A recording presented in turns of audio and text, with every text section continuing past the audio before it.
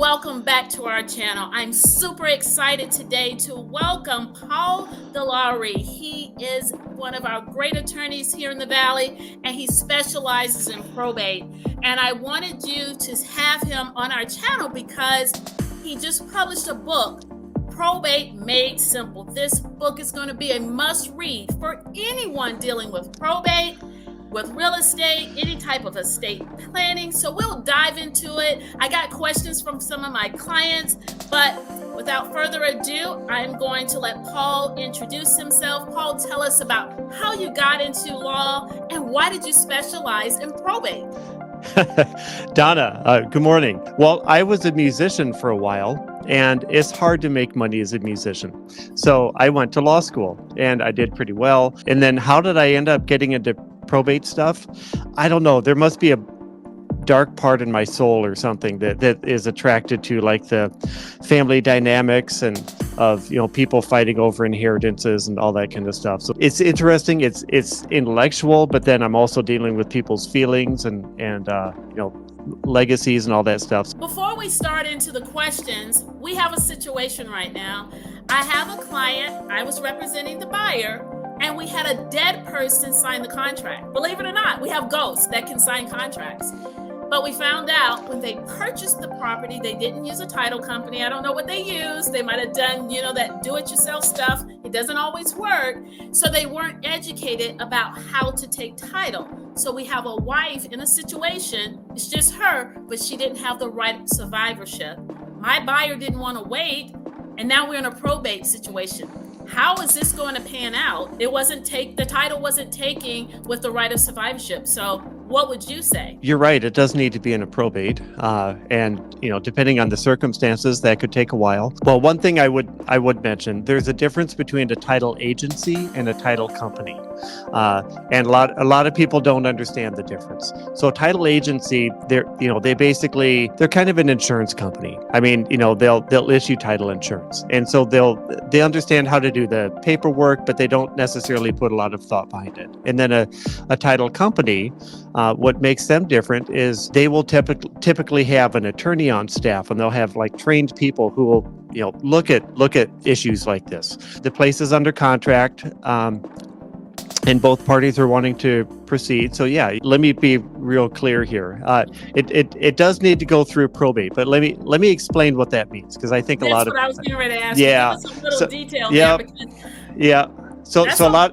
How long would the buyer have to wait? Here's how it works from the buyer's standpoint. All you need is a personal representative. General rule: you need a personal representative appointed by the court, and that person then has authority to sign the deed, to close on the property, all that kind of stuff. It may or may not be a process to get to that point, and that depends on if there's family conflict, if there are other people who are vying for the position of personal representative. There could be a fight there. But as soon as you get a personal representative, the personal representative has authority to sign the deed, close on the property, bam, do that. Here's the misunderstanding a lot of people have. Probate itself can be a somewhat lengthy process. In Arizona, it's not so bad. For example, there's a 4-month waiting period for creditors, and then you have to pay taxes, and you have to do this and that. So like the actual process of going through probate is usually a minimum of 5 months. But that doesn't mean that the buyer needs to wait 5 months, or that doesn't mean that the seller or the estate has to wait 5 months before selling the property. Basically, you can get appointed by the probate court and you can close that very day. But how long does it take to be appointed? Okay. To even start that process, because they have not started probate at all. They actually have, like I said, the contract was not valid because he was not alive to sign it. If both parties are willing to proceed with the contract, there probably isn't going to be a problem with that. But to get someone appointed, it depends. There are two ways of doing a probate. One is informal, and I have my bike here. One is formal. So with informal, that's more of an administrative thing. You do the right paperwork, file it with the clerk of court, and administratively they can appoint the personal representative within, a matter of days. What formal means, it has nothing to do with a black tie or, business formal versus business casual. It has nothing to do with that. Formal means that there's a hearing and it has to go before a judge or a commissioner. If you file the paperwork with the court, the hearing is scheduled a minimum of 3 weeks in the future, a minimum of that. And then if no one objects to it, no one objects to, the surviving spouse becoming, or whoever, becoming personal representative, then they have authority to close on the property. But at that hearing in 3 weeks, there could be other family members come forward and say, well, I don't want so-and-so being personal representative. I'm named in the will. I just found this will, or something like that. Or, so-and-so just, they have a creditor problem. She has a gambling habit. She shouldn't be personal rep. I should be. So that if there's a dispute like that, that could go on for months. Tell me, what do you enjoy most about the probate cases and that whole estate planning? I guess 2 forms. What do you enjoy about it? And then the second part, tell me about that estate planning portion, not just a probate, but the full estate planning that keeps us out of probate. I guess with the probate, I like being able to help people when they're really in need, being able to help people through a difficult process. And even if it's really super simple, maybe there's just, a surviving spouse or, one child or something like that. We're talking to someone when they're vulnerable, when they're emotionally raw, and helping them through a process that, that otherwise would be kind of difficult. And I guess that warms my soul that way. Estate planning, the answer that all lawyers will give is that you have basically 5 documents that are really important. It's important to have a trust. It's not crucial, okay? Having a living trust or a revocable trust, it's great because it can avoid probate. It can solve a lot of problems. But what's super important is to have a will. And even if you have a trust, you still have a will, because it's kind of a backup document. I don't know that everybody has a full distinction between what a trust does versus a will, because the trust gives a lot of instruction. A will says, here's my stuff, and here's who I want to get my stuff when I die. And here's a person called, in Arizona, is called a personal representative, who I want to be in charge and make sure that all those people get the things after I die. A trust is almost the same. A trust says, here's my stuff, here's who I want to get my stuff when I die. And here's a person called a trustee that's going to be in charge of making sure those people get it. Now, the difference is that for a will to be effectuated, or to work with a will, you have to go through the court system. With the trust, if a trust is properly done, it can bypass the whole probate process. It can skip so that whole. You can have a will and still have to go to probate. Oh yeah. That's one of the myths. That a lot of people think, I have a will, I don't need a probate. For a will to work, it has to go through the court system. So if we have a properly executed trust, we can avoid the probate process. Versus a will, we still have to go through the probate process. That's right. Yeah. There's something on my website. You can go to probateMadeSimple.com/myths. It lists 5 of the probate myths. And one of the myths is, if you have a will, it has to go through probate. Okay, you have probate assets and non-probate assets. So a probate asset is something in your name when you die. Like, you have a car that's in your name, that's technically a probate asset, meaning that now there can be some exceptions to this, but basically, for your loved ones to get your car when you die, they have to, do something. There's an affidavit. There might be some ways to go about it, but they may have to go through the court system, to transfer that. A non-probate asset would be something like a bank account that has a pay on death beneficiary, or a house, if the house is held in joint tenancy with right of survivorship and the one person dies, then it automatically goes to the joint tenant. So there doesn't have to be a probate. So in that example I just gave with the house and joint tenancy, the deceased spouse, let's say the deceased husband may have a will, but you don't have to probate it because the house automatically goes to the spouse, to the wife. Now, here's where it gets interesting, and here's where families sometimes get into, scuffles. So the will may have been done years earlier, and the will says everything goes to husband's kids, okay? Right. And then husband gets married and puts the house in joint tenancy with the wife. So then the kids, come and, here's this will, says we're supposed to get the house. And I've actually seen it where they will file it with the court and fight and say, we're supposed to get the house, but they're not, because husband had a chance to do things differently. He could have kept the house in his personal name, in which case the will would have gone to the kids, by way of the will.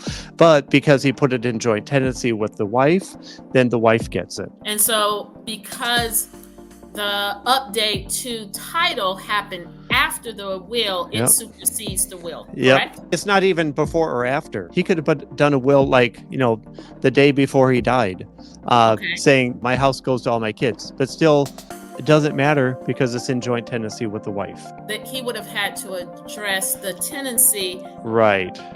Right. Yep. There you go. All right. That's good to know, because I was thinking it was the order, but how it is held in title supersedes the will, period. Yep. Yeah. And we see that all the time. Yeah. People, I just had a case, well, oh my gosh, it was in litigation for years. Basically, it turned out to be pretty simple. The will listed a whole bunch of different assets. This bank account goes to this person. This life insurance policy goes to this person, and so on and so on. But life insurance had a beneficiary. Bank account had a beneficiary. All of these things went outside. Yeah, so there really wasn't anything to fight about. Yeah, and the will turned out to be basically irrelevant. Because of what decisions were made directly on those accounts. Right. What goes into proper estate planning? Because what you just told me, if we don't have all the pieces interlocking or matching what is actually assigned, that these separate entities can supersede whatever a will or a trust that was developed. I'm going to sound like a real Midwesterner here. Okay. So there's a saying we say that all the cows need to be in the barn before nightfall. So the barn is, the trust. So let's say that the trust, let's give that example. So the house needs to be transferred to the trust in order for the terms of the trust to say, to control. So the trust says, this person gets that and blah, blah, blah, and all this stuff, and hold some money in trust for my one child who's not really good with money, things like that. For all of that stuff to control, the house has to go into the trust first, and the bank account has to go into the trust, and the life insurance has to be payable to the trust. Then the trust can actually control who gets what. If somebody's thinking about probate, because a lot of people now are becoming aware that they need to do something. They've purchased property, they have multiple rentals and multiple investments that involve real estate. What should they do? So can you kind of give them that roadmap? What should they do to make sure they don't end up in probate? Well, the cornerstone of a good estate plan to avoid probate is to have a trust, not necessarily just any trust. So it's really good to have someone familiar with this and can think through all the little details like we're talking about. I mean, we see it all the time where the most common mistake is having a trust, and it's all thought out, and it's 60 pages long and really detailed, but then the bank accounts and everything have pay on death beneficiaries. That's the one thing. And you're talking about rental properties. So the way that works, just super plain vanilla here, typical situation. A rental property probably is going to be in an LLC. Correct. That LLC, the members will be the trustee of the trust. So on the Arizona Corporation Commission website, the member, because the members can be more than 20%. So the member will be, John and Jane Baker as trustees of the, Baker Family Trust or whatever. The Arizona Corporation Commission doesn't have that much space. So you just say the Baker Trust. Okay, so the Baker Trust owns the LLC. So then when John dies, or John and Jane die, the trust controls what happens to the LLC. The LLC controls what happens to the rental property. So it's all lined up. A lot of times when I have my investors and they purchase the rental properties or commercial ventures, there are in individual LLCs. So you're telling them they need to make sure that the trust is a member of that LLC. Yeah, that's right. That's right. Any other language that needs to be in that trust agreement to make sure we don't have problems? Let's say after one of the members is no longer here and some of the people within the trust want to sell off a portion, what would that look like? There's two options. Everything I'm saying today, there's like two options. So in this scenario, an LLC could have a manager, and then whoever is the manager of that LLC determines, has authority to sell the rental property or rent it or refurbish the property or whatever, because they're the manager of the LLC. The LLC owns the home. Otherwise, if it's not that, then the trustee of the trust manages the LLC, and the LLC manages the home, or can decide to sell it or something like that. Yeah, that's basically how it works. And then let's say the manager of the LLC is making horrible decisions. Well, in this case, the trustee of the trust can probably has authority under the paperwork to appoint a new manager and get someone else in place who's going to be able to sell the property or something like that. So that's kind of how it works. Can you tell me what are the greatest takeaways from your book? So if somebody says, Donna, I want to get the book, tell me what's in it. What makes it a resource or a guide for me or as a tool? Basically, it just goes through and walks you through the process. So, you can read it in about probably 45 minutes or an hour or something like that. And it just kind of takes you through the process of, what to expect and, what happens first and then what happens and here's what you need to do and that kind of stuff. So it walks you through the basics of the probate process. Probate Made Simple. We're trying to kind of simplify the process, because I have a lot of clients who are busy, they have their own lives, all that kind of stuff, and they don't want to spend their days researching what's supposed to happen or make mistakes, because we see a lot of times where people make mistakes and then they can actually be personally responsible. I'll just give you an example. Okay. So a couple months ago, we were helping someone. She was out of state, and all of her relatives lived close by. And I think the relatives were all coming over and asking for money handouts. So what happened? You remember I told you about the creditor waiting period, and like you're supposed to file the taxes and you're supposed to see who the creditors are and pay the creditors, and then you can do the math and figure out who's supposed to get what. Well, she kind of jumped the gun, and she got appointed, got access to the bank accounts, gave all the money out.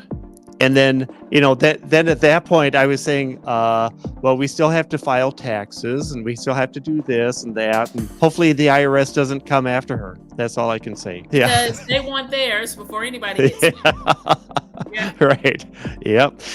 What's interesting, I find there's two main kinds of people who come to me for probate help, and maybe for estate planning too, but for probate for sure. Sometimes the people just want to get the money as fast as possible, and they're really focused on that.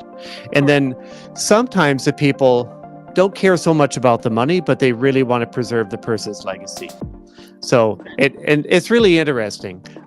So there's kind of two different camps, and so the ones who want the money as fast as possible, we have to tell them to hold their horses. I'm giving a lot of Midwestern farm analogies here. Honoring their loved one's legacy, that's where we meticulous about reading the documents and making sure that this goes here, and trying to resolve disputes so that the family is still able to talk to each other. I have what I call the Thanksgiving dinner rule where Okay, what's we that? try to do things in such a way so the family can still get together for Thanksgiving. That takes me to the point. So when we said probate made simple, does it kind of like give people the idea maybe I should do estate planning first so we don't have that process? And then what do they need to bring to you? Or what do they need to do once they look in the book? Okay, this seems simple as far as probate if I'm going through this process. But if it were me, I would want to take the step back. How can I avoid that?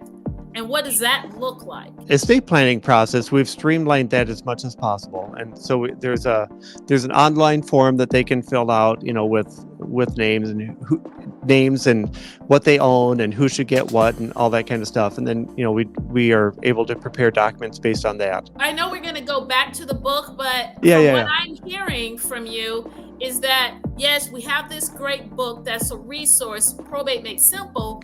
But let's say if we want to do estate planning, what Right. does that look like? The viewers are like, okay, you're telling me this, all these months go by. What do I need to do to avoid that? I want to give my kids the house, the bank account, the rental properties. What do I need to do to effectively plan to make sure they don't have to lose me and lose their minds dealing with all the Sure. legalities of probate? I know you said it's simple. Yep. This still seems like a long process. There's two layers, and I mentioned before when we first started talking that with estate planning, there's like 5 documents. So I'll just go through them fast. So there's a trust. A trust is really good to have. A will is super important. We talked about those. Then you have a general power of attorney for finances. Let's say you're in a car accident or something, and then you so someone's able to pay bills when you're not able to, while you're in the hospital. There's a healthcare power of attorney to make healthcare decisions if you're not able to, and there's a HIP authorization, and then there's something that's like making sure that the family members you want are able to talk to the medical staff, and then there's something called a living will, and the living will. I have to say, for years, I just kind of said, it's the pull the plug document. If you're in the hospital and you're in a coma, just telling people that they can pull the plug. Recently, I've had a situation. There's a young man who was in a motorcycle accident. He's going through some pretty serious, surgeries and whatnot. And I haven't spoken to him, so this is, if he watches this video later, okay, I apologize. I'm not guessing what you thought or whatever, but I will say this, that there's a chance that he would have not wanted to spend his life with the disabilities that he's going to for the rest of his life now because of this accident. And there was a point in time where the family could have let him pass away naturally, and so that's what a living will it is for, and it basically it gives comfort to the family so that they know that they're making the right decision, because otherwise you can kind of second guess yourself, because it kind of feels like you're killing someone or letting someone die, and so that's important. Just to wrap the whole thing up, so those are a bunch of documents that are important for the estate plan. Then there's the other stuff. The families that end up successfully transferring money from one generation to the next. Those are the ones who have a number of characteristics. They have good communication and good trust in the family. Part of that is when you do your documents, it's not just, they're just not a bunch of pieces of paper that you put on your shelf. For it to really work, the best way is to talk to your kids about it. And I know a lot of people kind of shy away from that, and especially like the World War II generation just hated that idea. They wanted to, kind of the old-fashioned way was to keep everything private. That's not a great way to do it, because then the kids, it's kind of like Christmas morning and you're gone.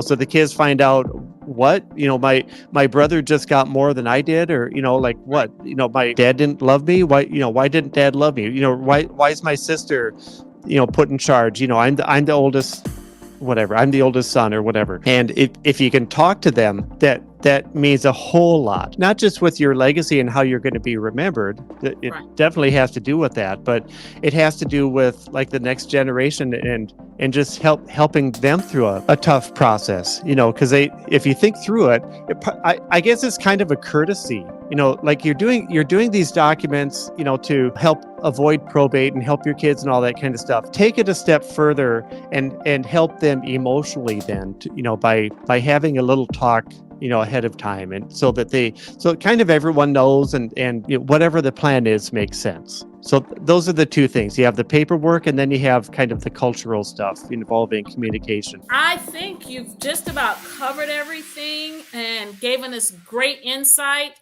not only to your book, Probate Made Simple. I just would like you to end by giving us maybe 3 highlights of why they need to read the book and how to contact you. I will put back here your website again, Sure. probateMadeSimple.com. But if you could just kind of culminate everything, why they should get the book or reach out to you to have more questions answered. Let's see, 3 things. Okay, well, for one, it gives a highlight of, the things, kind of gives the big picture of what to do in the probate process. So, Okay. it's worth getting, and you can go to the website, and there's a way that you can download it, or it's on Amazon also. I'm going to change your question a little bit. I'm sorry. Okay. If you need to redo the brakes on your car, or redo the air conditioner on your house, you could probably figure it out. You could go to YouTube and figure it out. This and that. You need to replace this or whatever. Maybe buy some tools or whatever. Most people don't have a question about that. A lot of people think, oh, well, there's a whole bunch of forums available on the internet, and what could go wrong. The problem is just not seeing the big picture. Because sure, you can file things with the court and you could get appointed. There are just a lot of little things that if you don't do, can come back and bite. A huge thing has to do with creditors, dealing with creditors. Because the very last thing you want to do is to distribute out all the money and then find out that that there is still money owed, because that's going to come back on you, the personal representative, and you will personally be responsible for that. So generally speaking, the family is not responsible for the deceased person's debts, but if they got control of the money and distributed it without paying the creditors, well, that's a different story. So so anyway, just getting some help with it, and that's not 3 things, but those are the 2 most important. Okay. Well, just finally, I want to recap just the example that I just experienced this week.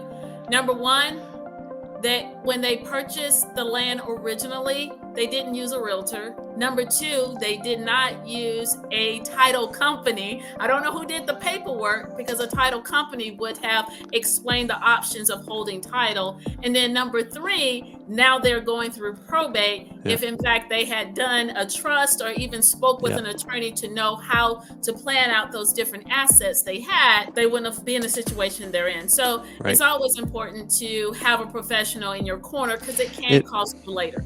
Because right now, they're not selling the property because no realtor, no title company, and now they are trying to go through the probate process. Right. That you raise an interesting point, because I know that there's different apps. There's different apps you can use, trying to go around using a real estate agent and avoid the real estate commission and all that stuff. You actually do earn your money as a realtor. So and it is worth it, guiding through the process, because otherwise, if you do make a mistake, it can cost you a lot more. Or just like trying to avoid paying a title company.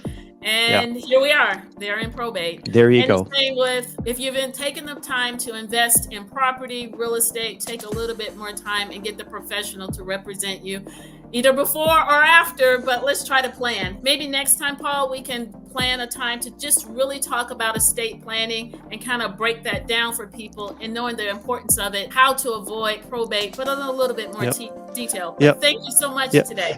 And actually, I'll give you a little teaser.